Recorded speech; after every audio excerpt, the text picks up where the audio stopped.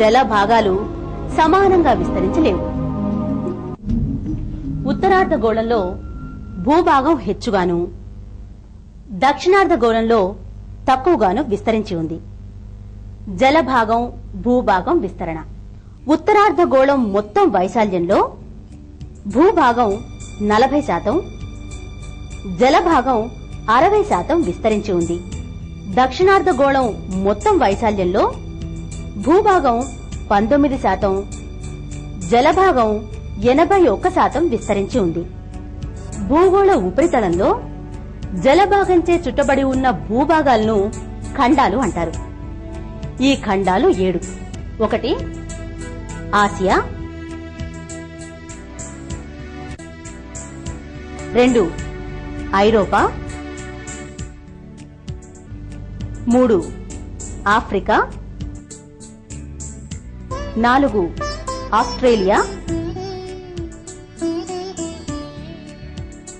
5 ఉత్తర America, 6 దక్షిణ America, 7 Antarctica. భూమి ఉపరితలంలో విశాల జలభాగం ఉంది.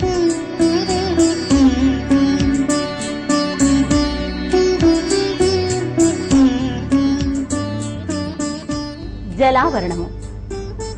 భూమి ఉపరితలంపై గల నీటినంతటినీ జలావరణము అంటారు.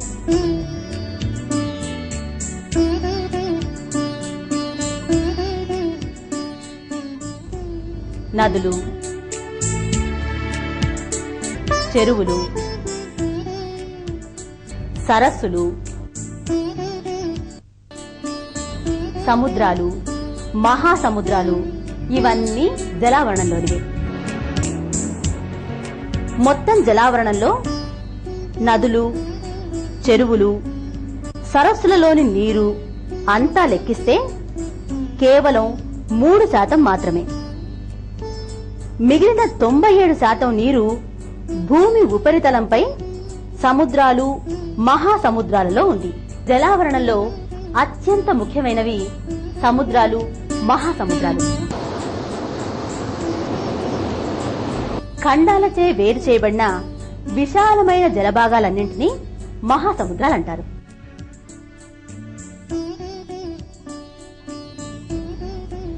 అవి పసిఫిక్ మహాసముద్రం,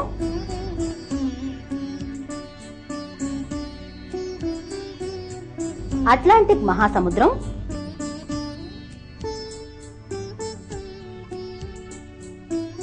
హిందూ మహాసముద్రం,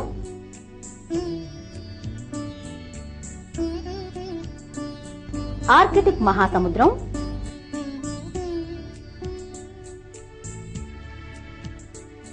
అంటార్కిటిక్ మహాసముద్రం.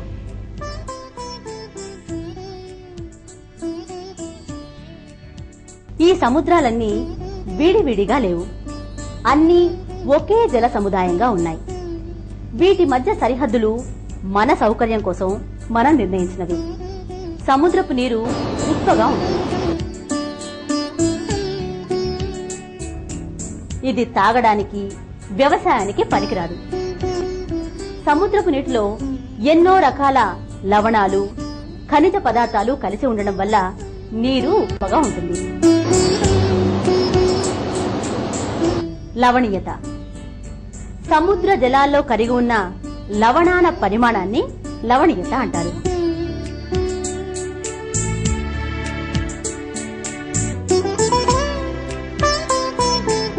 సముద్రాల నీటిలో sodium chloride, magnesium chloride, magnesium sulphate, calcium carbonate, calcium sulphate, magnesium bromide మొదలైన లవణాలు కరిగి ఉంటాయి. దీనిలో మనం తినే ఉప్పు అంటే సోడియం క్లోరైడ్ ఎక్కువగా ఉండటం వల్ల సముద్ర జలం ఉప్పగా ఉంటుంది.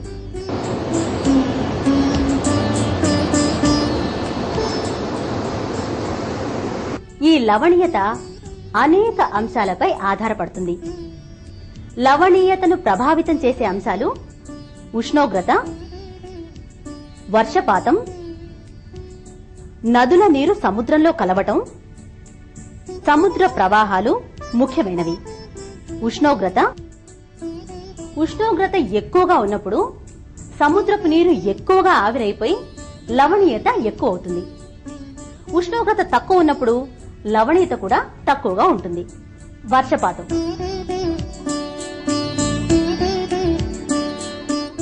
అధిక వర్షపాతం ఉన్న ప్రాంతాల్లో లవణీయత తక్కువ, అల్ప వర్షపాతం ఉన్న ప్రాంతాల్లో లవణీయత ఎక్కువగా ఉంటుంది. పెద్ద పెద్ద నదులు సముద్రంలో కలిసే ప్రాంతాల్లో లవణీయత తక్కువగా ఉంటుంది. సముద్రాలు మానవాళికి ఎన్నో రకాలుగా ఉపకరిస్తున్నాయి. సముద్రాల ఉపయోగాలు: 1. వర్షమునకు మూలాధారం.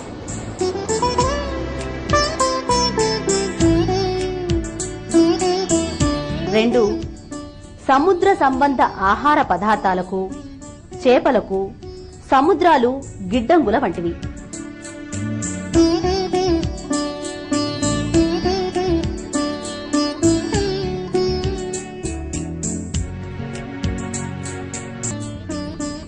3. ఉప్పు ఉత్పత్తికి మూలాధారం.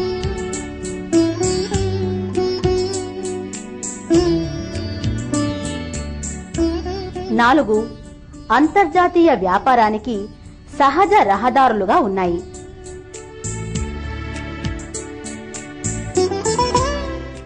5. పెట్రోలియం, సహజ వాయువు, మాంగనీసు మొదలగు ఖనిజాలు లభిస్తాయి. సముద్రం ఎప్పుడూ నిశ్చలంగా ఉండదు, నిరంతరం చలిస్తూనే ఉంటుంది. సముద్ర జలం కదులుతూనే ఉంటుంది. ఈ కదలికను సముద్ర జల చలనం అంటారు.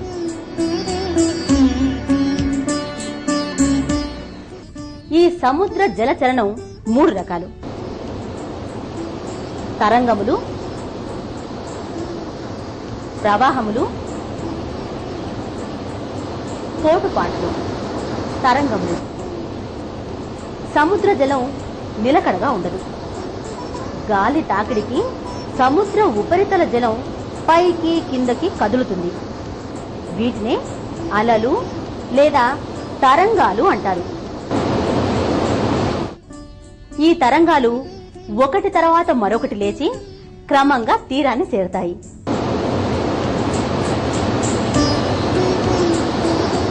సముద్రాలపై బలమైన గాలులు వీచినప్పుడు, తుఫాను ఏర్పడినప్పుడు ఈ తరంగాలు ఎక్కువ ఎత్తుకు లేస్తాయి.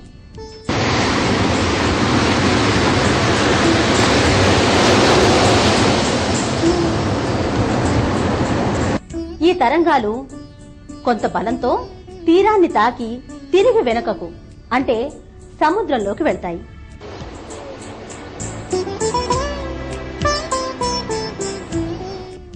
దీనివల్ల సముద్ర జలం ముందుకు వెనుకకు చలిస్తుందే తప్ప నీరు ఒక ప్రాంతం నుండి వేరొక ప్రాంతానికి ప్రవహించదు. సముద్ర జలచలనాల్లో రెండవది సముద్ర ప్రవాహాలు.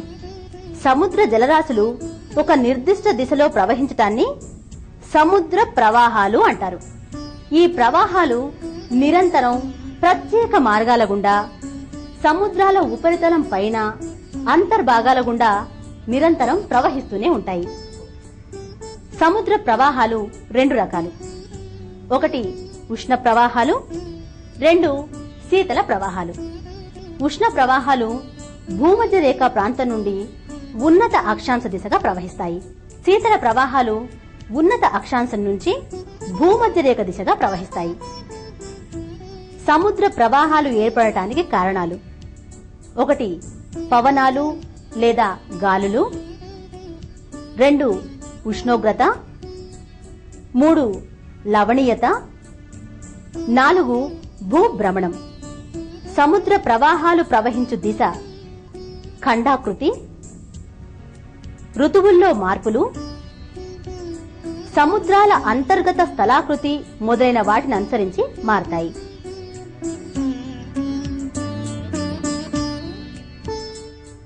ఉదాహరణకు అట్లాంటిక్ మహాసముద్రాన్ని చూద్దాం. అట్లాంటిక్ మహాసముద్రం ఉత్తర అమెరికా, దక్షిణ అమెరికా, ఐరోపా, ఆఫ్రికా ఖండాల మధ్య విస్తరించి ఉంది. ఇది ఎస్ ఆకారంలో ఉంది.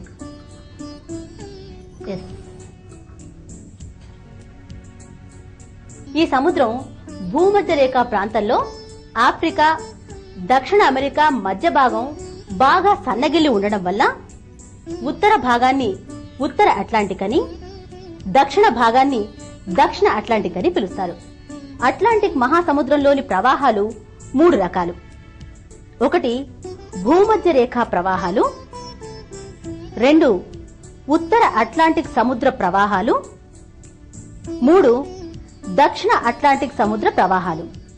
ఈ ప్రవాహాలు భూభ్రమణం వలన ఉత్తరార్ధ గోళంలో సవ్య దిశలోను,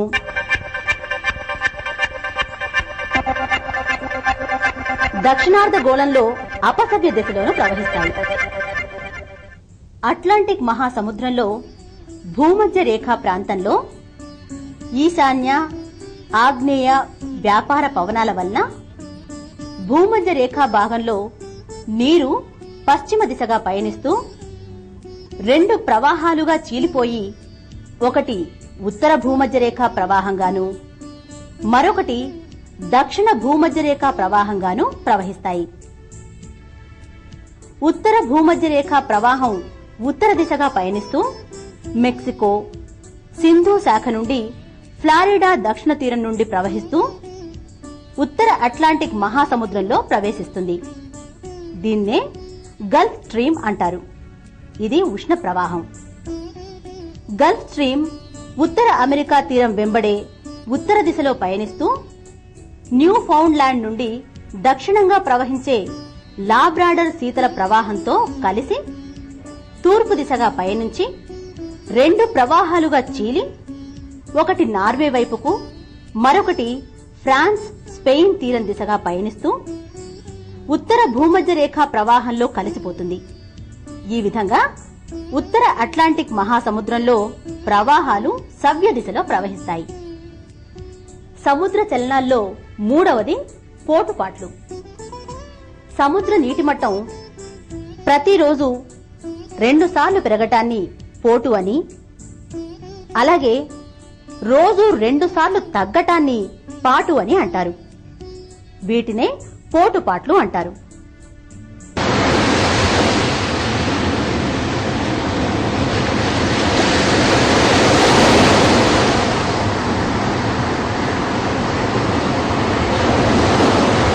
సూర్యుని చుట్టూ భూమి, భూమి చుట్టూ చంద్రుడు తిరుగుతూ ఉంటారు. అయితే సూర్యుని పరిమాణం పెద్దగా ఉన్నప్పటికీ భూమి చాలా దూరంలో ఉంది. చంద్రుడు పరిమాణంలో చిన్నగా ఉన్నప్పటికీ చంద్రుని ఆకర్షణ శక్తి భూమిపై ఎక్కువగా ఉంటుంది. అమావాస్య, పౌర్ణమి రోజుల్లో సూర్య చంద్రుల గురుత్వాకర్షణ వల్ల సముద్రపు నీరు పోటు సమయంలో ఎక్కువ ఎత్తుకు లేస్తుంది. ఎత్తుగా లేచే నీటిని కెరటం అంటారు.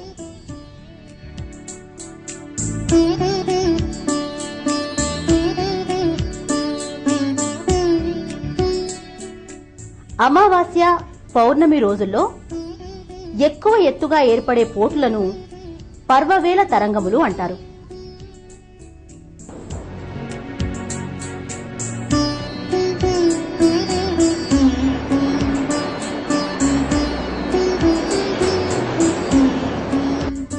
సాధారణంగా సముద్ర కెరటాలను తరంగాలు అంటారు.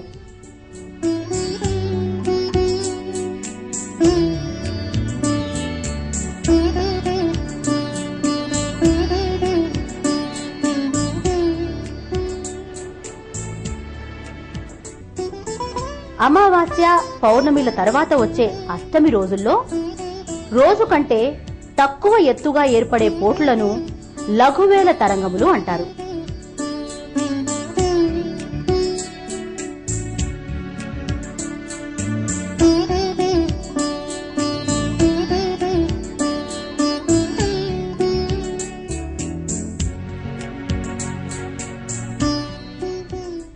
పోటుపాట్ల వల్ల నీటి ప్రవాహాలు ఏర్పడతాయి.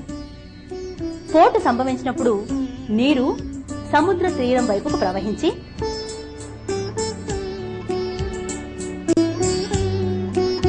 పాటు సంభవించినప్పుడు తిరిగి సముద్రంలోకి పోతుంది.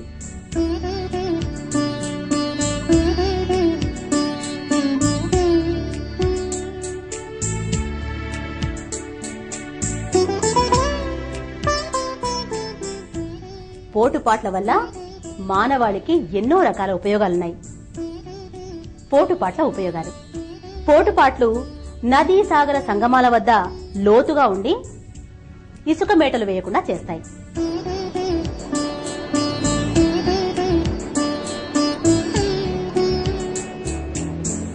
రెండు, చేపలు పట్టేవారు పాటు వచ్చినప్పుడు సముద్రంలోకి వెళ్లి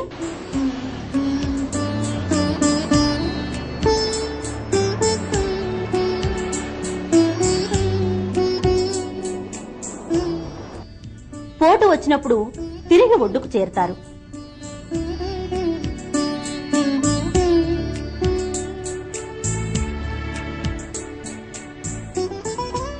మూడు, నౌకాయానమునకు దోహదపడతాయి.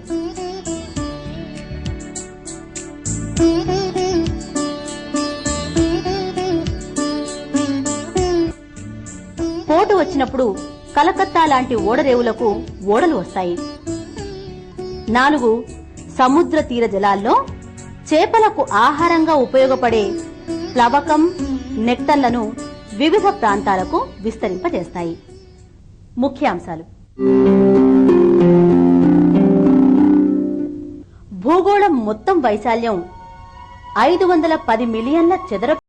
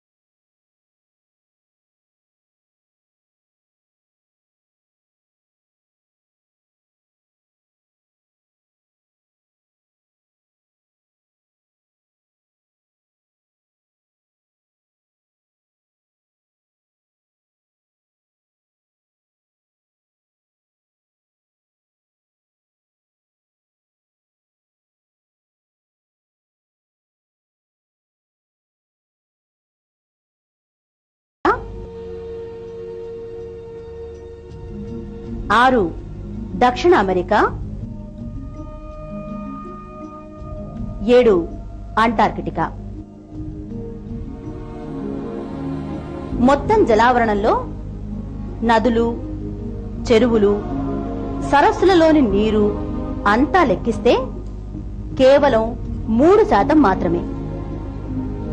మిగిలిన 97% నీరు భూమి ఉపరితలంపై సముద్రాలు, మహాసముద్రాలలో ఉంది. ఖండాలచే వేరు చేయబడిన విశాలమైన జలభాగాలను మహాసముద్రం అంటారు. ఇవి మొత్తం 5.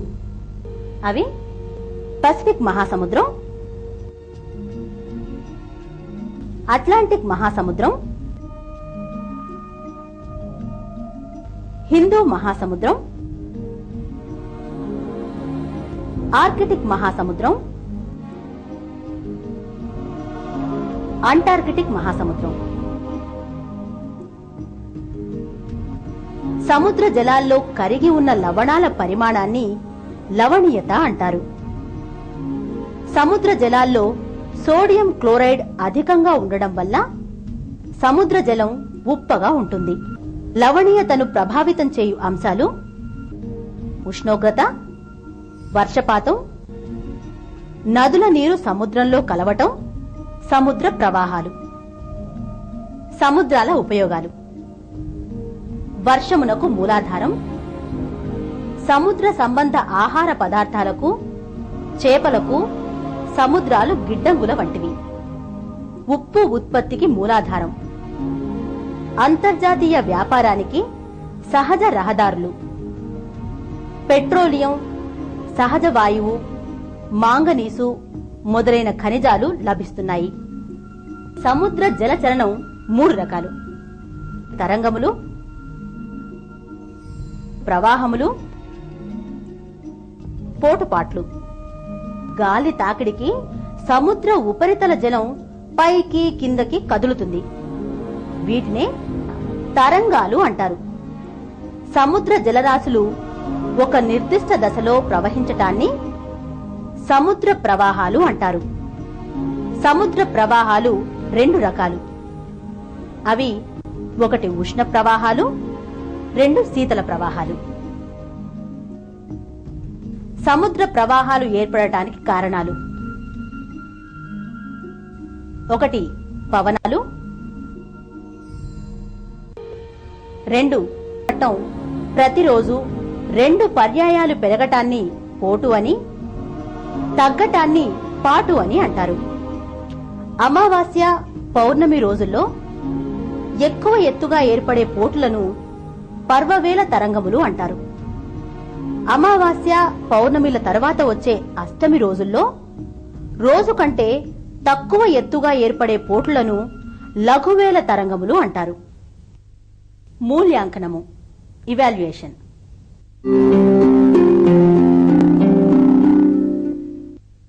ఒకటి, జలావరణము అనగా నేమి. 2, సముద్రములు మానవునకు ఏ విధంగా ఉపయోగపడును. 3, సముద్ర ప్రవాహాలు అనగానేమి, ఇవి ఏర్పడటానికి గల కారణాలేమి. 4, పోటుపాట్లు అనగానేమి,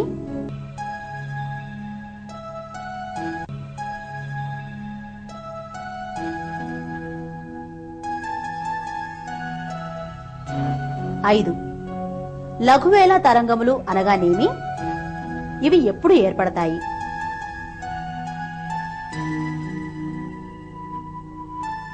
6, పర్వవేళ తరంగములు అనగానేమి, ఇవి ఎప్పుడు ఏర్పడతాయి.